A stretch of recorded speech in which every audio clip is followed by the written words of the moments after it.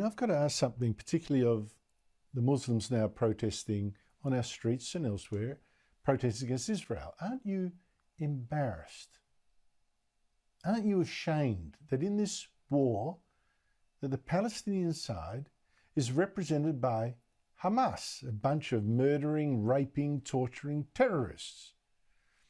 And is it a time that Arabs especially, Muslims generally, were represented by people who look civilized, who look peaceful, tolerant, modern, forward-looking, instead of looking like Hamas, medieval butchers? So I can't imagine that people think, no, they're Hamas. Why aren't there then demands to free Gaza, not of Israelis, but free it of Hamas? I really don't get it. Now, one of the key speakers there is Ayaan Hirsi Ali, who fled Islamic Somalia to live in the Netherlands, where she became an MP. But she also suffered serious death threats. A friend of hers was killed, the director Theo van Gogh, for making a film attacking Islam's oppression of women. She now works for the Hoover Institution at Stanford University and is the author of the international bestseller Infidel, My Life. And her latest book is Prey, Immigration, Islam and the Erosion of Women's Rights. Ayaan Hirsi Ali, thank you so much for your time. It's great to have you on the show again. When you look at Hamas, at its slaughter of the Jews on October 7, and you now look at the huge anti-Israel protests around the world, like the one in London last weekend, where you are now, even a call to prayer close by Downing Street, blocking off the streets. What do you conclude? What message do you take from all of this?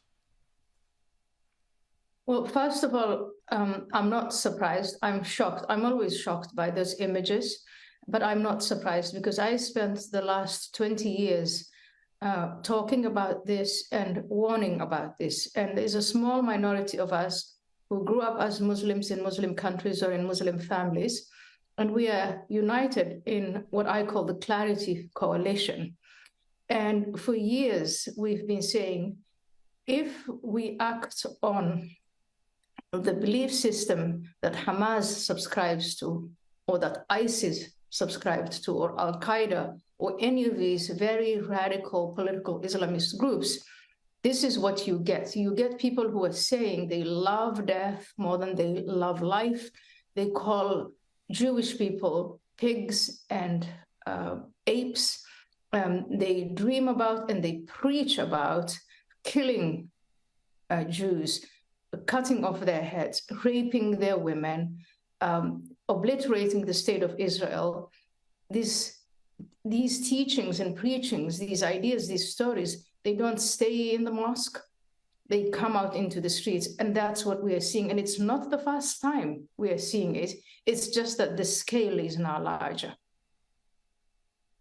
Was this something that you were familiar with when you were growing up in Somalia? What were you told then about Israel and the Jews? So I grew up in several countries, but as a teenager, I was going to school in Nairobi, Kenya. And we identified, I went to the Muslim girls' secondary school, and most of us in that school identified as Muslim, but we were not political. We were not even overtly religious. And then from one day to the next, we had a penetration of a movement called the Muslim Brotherhood. And there was some kind of Iranian activity. But with the Muslim Brotherhood came the doctrine of Hamas, that we saw ourselves not as Muslim individuals who worshipped God according to the Quran. We were basically,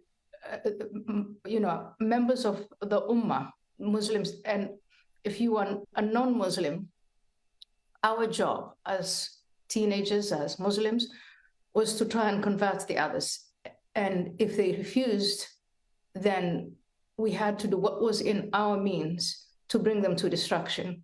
And as a teenage student in a secondary school, in a high school, our job was to sit down and pray for their destruction. So I sat there with my fellow students praying for the destruction of the Jews and the Christians, but in particular the Jews. And when I reflect back on that time, I remember thinking, but where were the Jews? We didn't have any Jews that I knew of in our neighborhoods. I hadn't seen a Jew until I came to the Netherlands in 1993, and I went to a place called Antwerp in Belgium. That was the first time I saw Jewish people. But for years and years, I had been praying for their destruction. And even outside of the religious realm, my mother, for instance, when we lived in Saudi Arabia, we would open the tap and the water, when the tap starts coughing because there's no water coming out, her remark would be, oh, those Jews are at it again. And everybody would nod and sort of, affirm the fact that all things evil were caused by the Jews: lack of water, lack of food, diseases, political and economic turmoil. The Jews were behind it. And so that narrative of the Jews being evil and then finding excuses in the Quran and in Islamic scripture to unite and to mobilize to destroy them, that problem has only become bigger and bigger and bigger. And that's what we are seeing now. And unfortunately, it's imported into the West. So what you're seeing in London 3 weekends in a row is that it's not only Muslims and Palestinians who grew up in Muslim households who were brainwashed into this poison, but they have along with them people on the left who should know better, who didn't grow up, but they don't have the excuse of being brought up in Muslim households. They are on the left. They call themselves queer. They call themselves Marxists or cultural Marxists. They call themselves climate activists. But there they are, united in London in the year 2023, shouting from the river to the sea, Palestine shall be free. And that is a call to genocide. That is a call to the obliteration of Jews.